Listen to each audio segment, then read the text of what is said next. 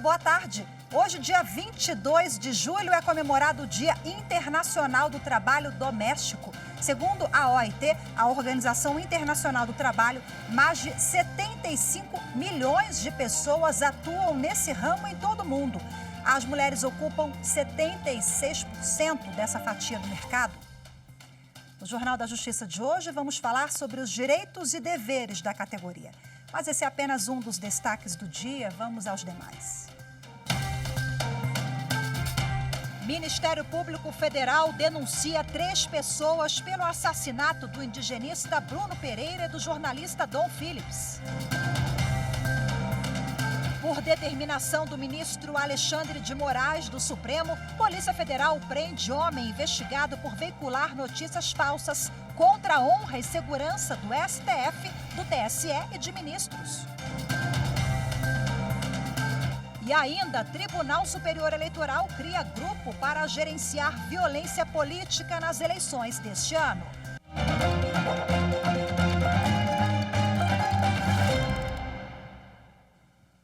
O Ministério Público Federal denunciou Amarildo da Costa Oliveira, conhecido como Pelado, Ozenei da Costa de Oliveira, o dos Santos, e Jefferson da Silva Lima, o Pelado Dadinha, por duplo homicídio qualificado e ocultação de cadáver pelos assassinatos do indigenista Bruno Pereira e do jornalista Dom Phillips, no último dia 5 de junho, no Vale do Javari, no Amazonas. Vamos agora falar ao vivo com a repórter Carolina Chaves, que tem mais detalhes e conversa com a gente agora ao vivo. Olá, Carol, muito boa tarde para você. Olá, Rafaela, boa tarde para você, boa tarde a todos. Olha, essa denúncia do Ministério Público foi aceita pela Justiça Federal de Tabatinga, no Amazonas, nesta quinta-feira, o que torna os investigados réus. O documento do Ministério Público Federal explica que Amarildo e Jefferson confessaram o crime e Ozenei teve a participação comprovada por depoimentos de testemunhas. A denúncia traz também prints de conversas e cita também resultados de laudos periciais com análise dos corpos e objetos encontrados. Ainda segundo o Ministério Público, já havia registros de desentendimento entre Bruno e Amarildo por pesca ilegal em território indígena e que o que teria motivado o crime foi o fato do Bruno ter pedido para Dom fotografar o barco dos acusados, o que para o Ministério Público é considerado um motivo fútil, que pode agravar a pena. O documento ainda cita outros qualificadores do crime. Rafaela. Ok, Carol, muito obrigada pelas suas informações. Boa tarde mais uma vez. O vice-presidente do Superior Tribunal de Justiça, ministro Jorge Mussi, no exercício da presidência, suspendeu decisão judicial que poderia comprometer metade da arrecadação de ICMS em Mato Grosso do Sul no mês de julho. As informações da decisão na reportagem de Liamara Mendes. O caso teve origem em notificação do fisco estadual para que uma empresa de celulose estornasse da escrituração cerca de 500 milhões de reais em créditos acumulados de ICMS.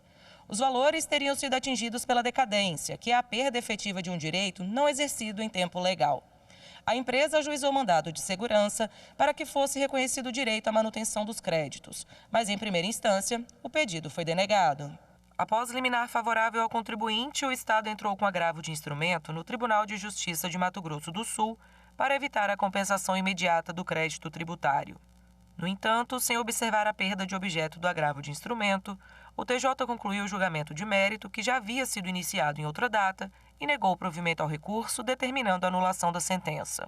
Segundo o Estado, essa situação deixou a empresa livre para compensar, já neste mês, os 500 milhões de reais. No STJ, ao analisar o pedido de suspensão, o ministro Jorge Mussi destacou que a compensação tributária não pode ser deferida por liminar e a compensação de crédito objeto de controvérsia judicial antes do trânsito em julgado é vedada. Dessa forma, o ministro concluiu que o Estado demonstrou que a possível utilização imediata de 500 milhões de reais em créditos de ICMS para compensação tributária poderia causar grave lesão à economia pública. E o Superior Tribunal de Justiça manteve a prisão de empregado de pet shop que matou um cachorro durante tosa. O vice-presidente do Superior Tribunal de Justiça, ministro Jorge Mussi, no exercício da presidência, indeferiu o pedido de liminar que pedia liberdade do empregado de um pet shop em Maceió. O homem foi preso em janeiro após divulgação de imagens em que ele aparecia puxando com violência a coleira de um cão da raça Shih Tzu por diversas vezes durante a tosa. O animal morreu e o funcionário foi preso em flagrante. Em janeiro, ao indeferir um pedido de liminar, o desembargador plantonista do Tribunal de Justiça de Alagoas destacou a gravidade da conduta e a tentativa de ocultar o crime, que só foi descoberto após a revelação das imagens feitas por uma câmera da loja. No recurso dirigido ao STJ, a defesa alegou deficiência na fundamentação da prisão preventiva e a incompatibilidade da medida com a possível pena máxima para o crime de maus-tratos. Mas, ao analisar o caso, o ministro Jorge Mussi considerou a brutalidade e a crueldade da conduta do funcionário e manteve a prisão.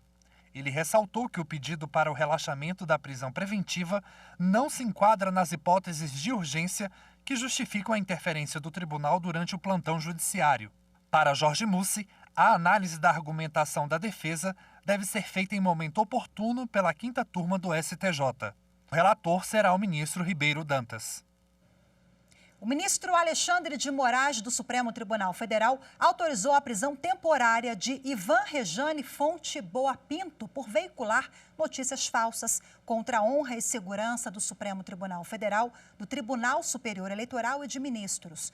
O homem foi preso hoje de manhã em Belo Horizonte. Quem traz agora, ao vivo, as informações desse caso para a gente, a repórter Evne Araújo, que já está conosco aqui no telão. Olá, Evne, muito boa tarde para você. Oi, Rafaela, boa tarde. Bom, além da prisão temporária, o ministro Alexandre de Moraes autorizou busca e apreensão nos endereços do investigado, também determinou o bloqueio das redes sociais dele e derrubou o sigilo dos autos que correm aqui no Supremo Tribunal Federal. O caso, inclusive, chegou à corte porque Ivan Rejane divulgou na internet vídeos que disseminam notícias falsas contra a honra e a segurança de ministros do STF e do Tribunal Superior Eleitoral. Além disso, as imagens contêm ameaças ao ex-presidente Luiz Inácio Lula da Silva, à presidente do Partido dos Trabalhadores, Gleisi Hoffmann, e ao deputado federal Marcelo Freixo. O homem foi preso hoje de manhã em Belo Horizonte. A Polícia Federal, segundo a APF, ele resistiu à prisão. Agora, as investigações continuam. Rafaela. Muito obrigada, Evne, pelas suas informações mais uma vez. E a seguir, hoje é comemorado o Dia Internacional do Trabalho Doméstico. Daqui a pouquinho, no próximo bloco, nós vamos falar sobre os direitos e deveres da categoria. É já, fique com a gente. Eu saúdo de maneira bastante efusiva e com grande alegria estes 20 anos da TV Justiça. Primeiro, sobre o aspecto institucional, porque já se disse que república é o governo com vistas ao interesse público em público. E o Supremo Tribunal Federal, ao se dispor a deliberar em público, atende o ideal republicano.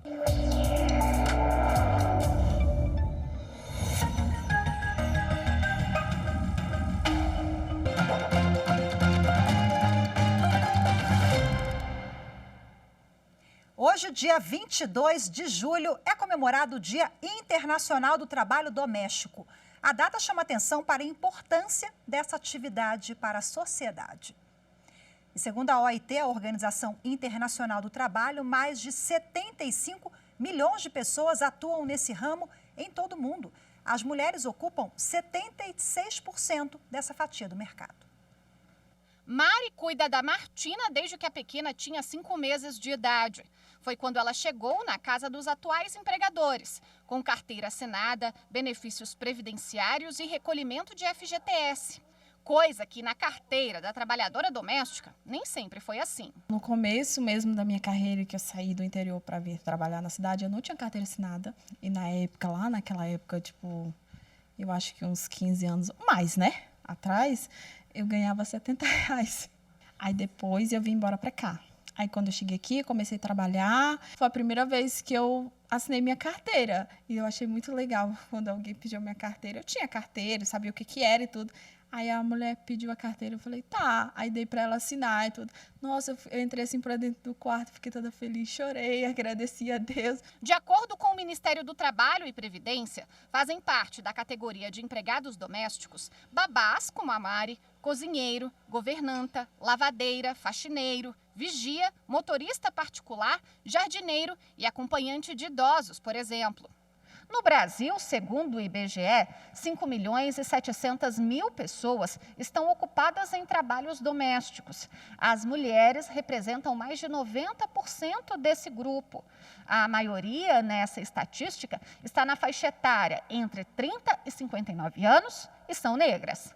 Os empregados domésticos passaram a ter novos direitos em 2015.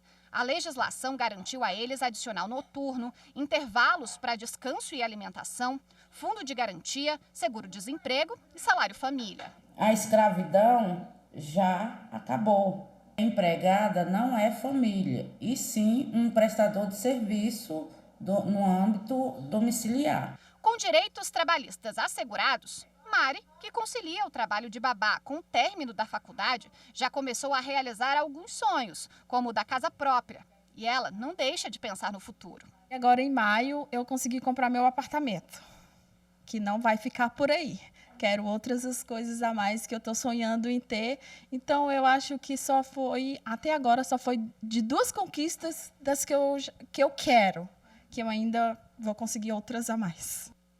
Com certeza vai conseguir muitas outras. Bom, para a gente repercutir esse assunto, eu converso agora ao vivo de forma remota com o advogado que é especialista em Direito e Processo do Trabalho, Dr. Ricardo Pego. Seja bem-vindo, muito boa tarde. Olá, Rafaela, boa tarde. Muito obrigado pelo convite.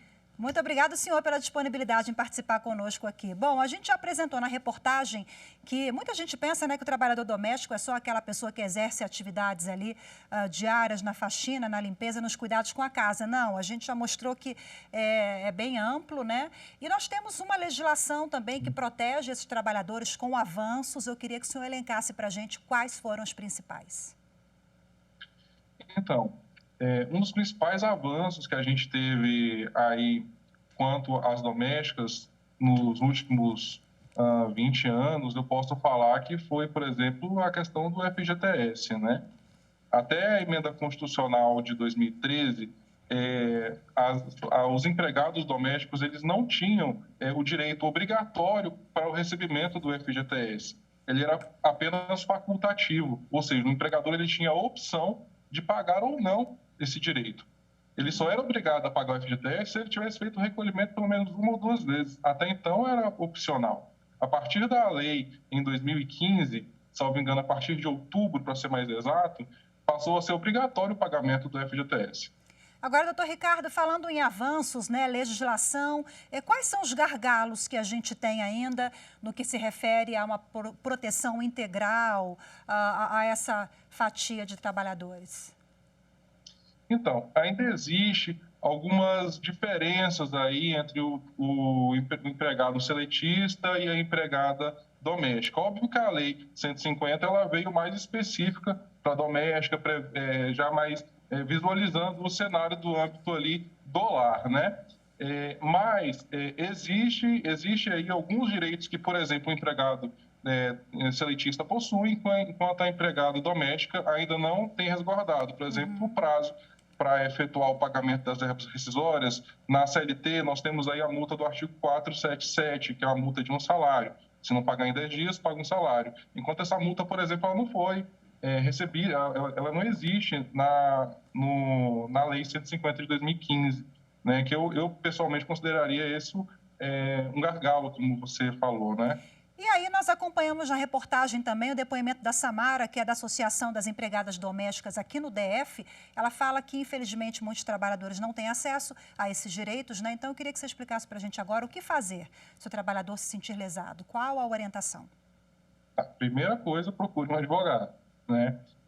Todo cidadão, ele possui o que nós chamamos de direito de ação, né? Você pode recorrer à justiça para buscar seus direitos. Se, por exemplo, você detecta que seu FGTS não está sendo recolhido e a partir de uma conversa que você tentou resolver isso amigavelmente com seu empregador, esse problema não foi solucionado, você tem a opção de sim recorrer à justiça para pleitear esses direitos. Ah, doutor, mas eu não quero pedir demissão. Eu quero que ela me mande embora, eu quero todas as minhas verbas pagas. Então, você tem a opção de mover uma ação de rescisão indireta, onde todas as suas verbas vão ser pagas. Isso seria similar a uma justa causa no empregador. Agora tem uma questão aqui, né, que gera dúvidas até hoje. em relação ao vínculo empregatício, né? Eu tenho aquela pessoa que me ajuda na minha casa, mas não vai todo dia, 2, 3 vezes por semana. Quando é que gera vínculo? A lei, acho que na mudança, né, em alguns anos atrás, fala sobre isso também, né? O que nós temos de lei vigente em relação a essa questão? Olha, essa é uma pergunta muito interessante, né? Porque teve, de fato, essa mudança. A diferença do seletista, do empregado de uma empresa, por exemplo, é que um dos requisitos para ele ser empregado é a habitualidade. Já o empregado doméstico é o chamado de continuidade, ou seja, tem que trabalhar mais de 2 vezes na semana.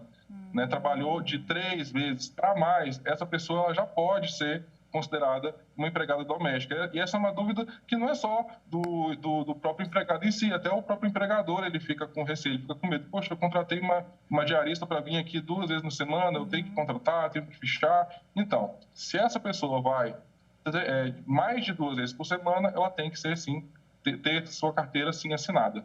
Fico alerta aí, né? Essa data é importante também, né, Ricardo, para chamar atenção sobre a importância, o valor desses trabalhadores, né, dessas pessoas que muitas vezes não têm o seu trabalho valorizado, e aí a gente vê isso por meio de relações trabalhistas que não respeitam o que diz a lei, né?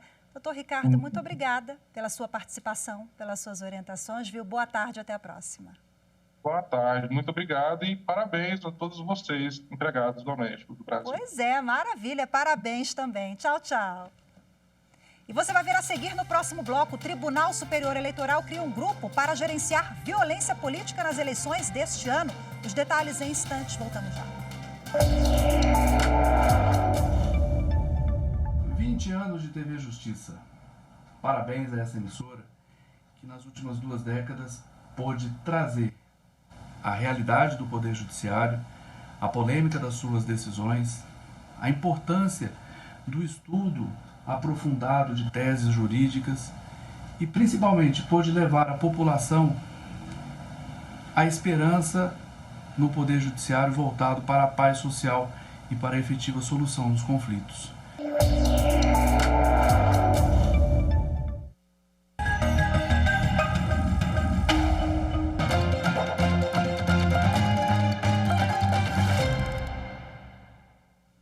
O presidente do Tribunal Superior Eleitoral, o ministro Edson Fachin, criou um grupo de trabalho para fazer estudos e sugerir novas diretrizes que disciplinem as ações de enfrentamento à violência política nas eleições. Vamos agora direto ao TSE, o Tribunal Superior Eleitoral, falar ao vivo com a repórter Renata Gorga, que traz todas as informações para a gente. Olá, Renata, muito boa tarde para você.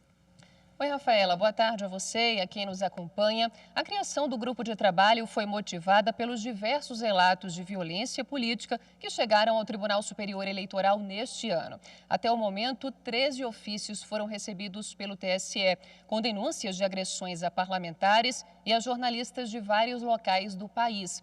O grupo será composto por representantes da Justiça Eleitoral e, entre as atribuições, está de promover debates sobre a violência política nas eleições, com a ampla participação de partidos políticos, do Conselho Federal da Ordem dos Advogados do Brasil, do Ministério Público Eleitoral e de instituições da sociedade civil que tenham relação com o tema. O GT também deve fazer audiência pública e apresentar os resultados dos estudos em até 45 dias, contados desde ontem, quando houve a publicação da portaria que instituía a criação do grupo de trabalho. Rafaela. Muito obrigada pelas suas informações mais uma vez, Renata. Tchau, tchau. E hoje o programa de rádio mais antigo do país completa 87 anos. A história brasileira passa pela Voz do Brasil, que leva a população com seriedade e transparência às principais notícias dos poderes da República.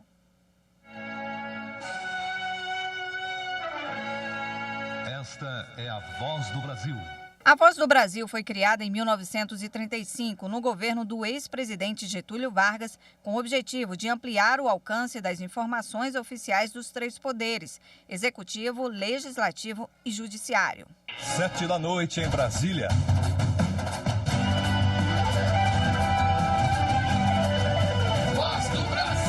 O programa A Voz do Brasil já passou por 5 constituições e levou ao povo brasileiro informações sobre o trabalho realizado por 23 presidentes da República. E cobriu os 2 impeachments da história brasileira, o do então presidente Fernando Collor, em 1992, e da ex-presidente Dilma Rousseff, em 2016. 19 horas. O programa já teve outros nomes. Foi chamado de Programa Nacional em 1935, depois A Hora do Brasil, a partir de 1938, e finalmente A Voz do Brasil, em 1946.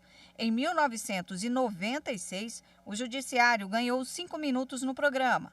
No dia 29 de abril daquele ano, às 7h25 da noite, estreava as notícias do Poder Judiciário na gestão do ministro Sepúlveda Pertence, então presidente do STF. Hoje, as principais decisões da Justiça são divulgadas nas vozes de Walter Lima e Ariana Fonseca. Walter lembra a primeira participação dele na Voz do Brasil. Você tendo um estúdio, né, preparado, você sabendo que você estava ali cumprindo uma missão, você estava ali sendo a voz do Judiciário dentro da Voz do Brasil, não só a minha voz, como também do André Ardens, e toda uma equipe de jornalistas e técnicos, todos ali, de alguma forma, esperando o resultado deste trabalho, e dependia de todos nós, né? Principalmente quem estava ali no microfone, de certa forma, cumprir com essa missão.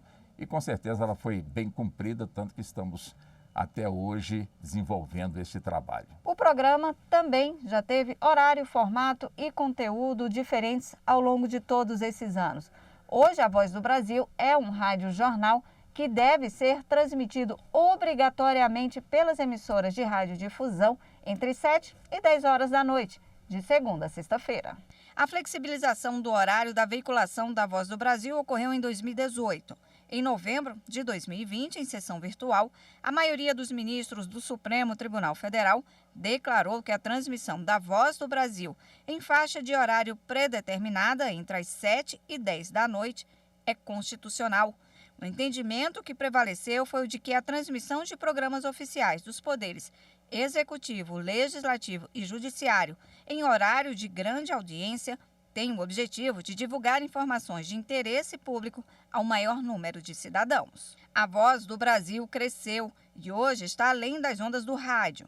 As notícias podem ser acompanhadas em plataformas digitais. Tudo isso para dar ainda mais acesso à prestação de contas do trabalho realizado pelos 3 poderes, com seriedade e transparência. Vida longa à Voz do Brasil.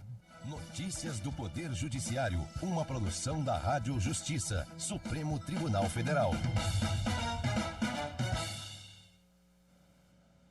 No ano em que a TV Justiça completa 20 anos, toda sexta-feira o Jornal da Justiça vai trazer o depoimento de pessoas que participaram da nossa programação, que nos ajudaram a levar conhecimento a você, como o advogado Benjamin Barros.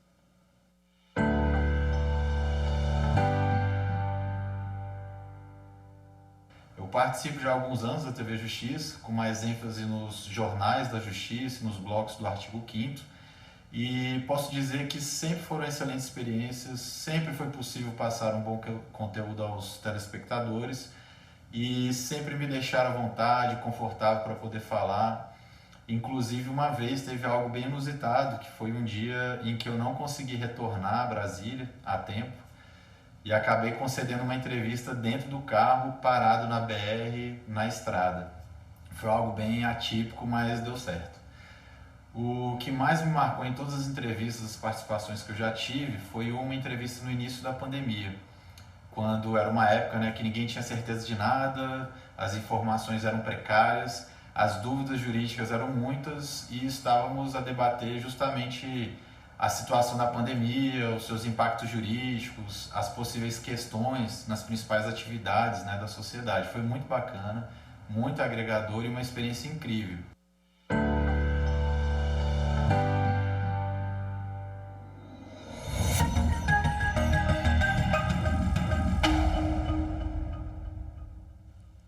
Hoje ficamos por aqui. Muito obrigada pela sua companhia. Ótima tarde, excelente fim de semana para todos vocês. Nos encontramos na próxima segunda. Até lá. Tchau, tchau.